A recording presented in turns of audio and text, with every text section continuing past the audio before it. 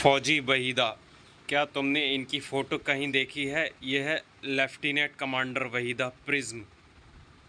ये भारतीय नौसेना में डॉक्टर हैं और नौसेना के समुद्री जहाज़ पर काम करने वाली गिनी चुनी महिलाओं में से एक हैं। ये पहली महिला हैं जिन्होंने एक पूरी परेड की कमान संभाली।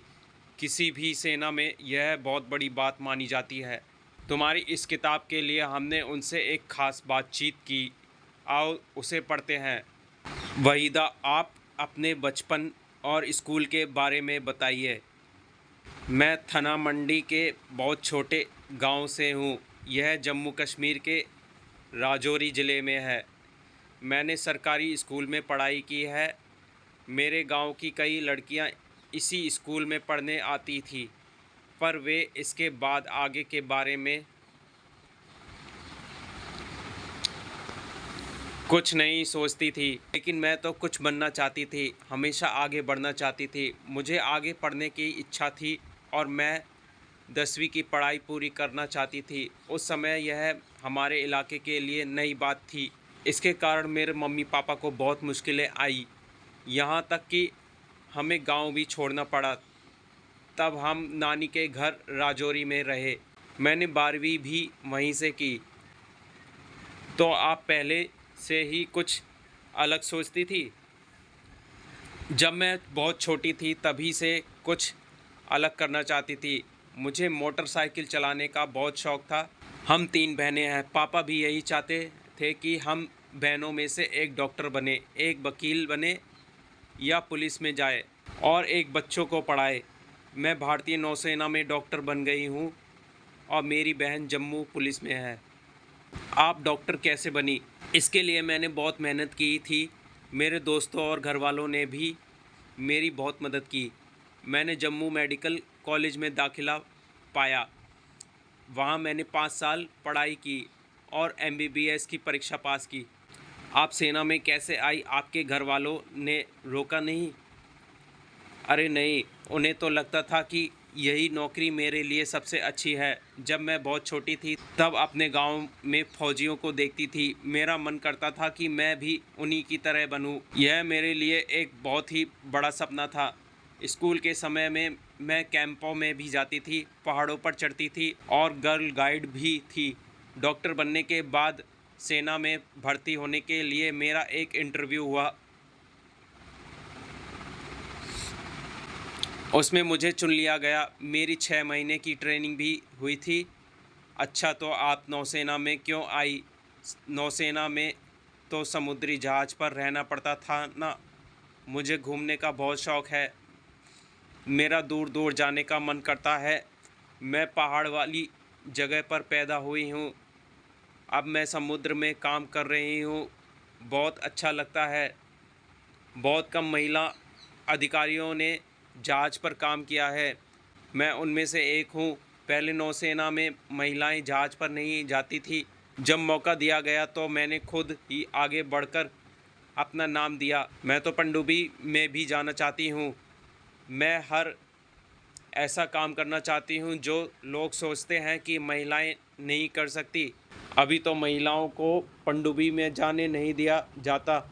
जब भी मौका मिलेगा मैं ज़रूर जाऊंगी। तो आपकी डॉक्टरी की पढ़ाई का क्या हुआ? मैं भारतीय नौसेना में डॉक्टर हूँ।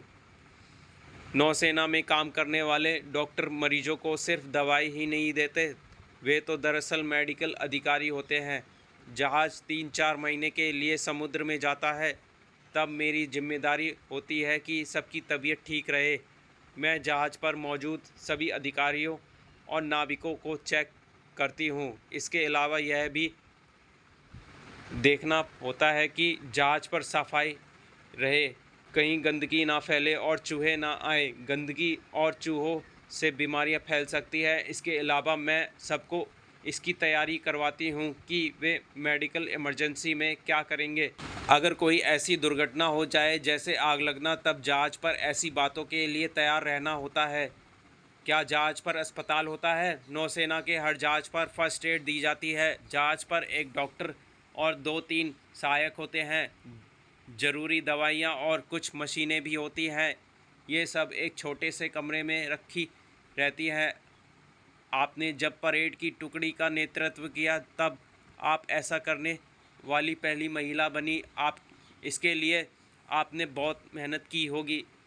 3 साल तक मेरी परेड देखने के बाद मेरे अधिकारियों ने मुझे यह मौका दिया। मुझे लगा कि मेरे अधिकारियों ने मुझे चुना, मुझ में विश्वास दिखाया, इसलिए मैंने बहुत लगन से परेड का अभ्यास किया था। परेड के बारे में कुछ बताइए। जब परेड होती है तो पीछे 4 टुकड़ियाँ चलती हैं। पूरी परेड में 36 निर्देश देने होते हैं। निर्देश इतनी ज़ोर से देने होते हैं कि सबसे पीछे वाली टुकड़ी के लोग भी सुन पाएँ, देखने वाले तक की भी आवाज़ सुने जो मैदान के दूसरी तरफ बैठे हैं। 4 टुकड़ियों के आगे चलते हुए आप घबराई नहीं।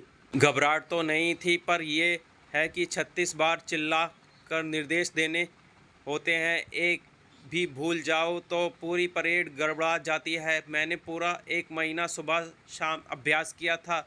परेड तो मैं स्कूल में भी करती ही थी। आपके नाम में जो यह शब्द है प्रिज्म, इसका क्या मतलब है? यह नाम मेरे पापा ने मुझे दिया था। प्रिज्म ऐसा कांच होता है जो 7 रंग दिखाता है। वे चाहते थे कि मैं भी इसी तरह अपनी पहचान बनाऊं, इसलिए उन्होंने बचपन से ही मुझे यह नाम दिया। क्या तुम किसी को जानते हो जो सेना में है? वे कौन सी सेना में है? नौसेना, थल सेना या वायुसेना? वे क्या काम करते हैं? क्या तुम सेना में जाना चाहते हो? कौन सी सेना में जाना चाहते हो? थल सेना, वायुसेना या नौसेना? सेना की तरह कौन सी नौकरियों में लोग वर्दी पहनते हैं? वहीदा नौसेना में डॉक्टर का काम करती है। नौसेना के तुम कोई और 5 काम बताओ।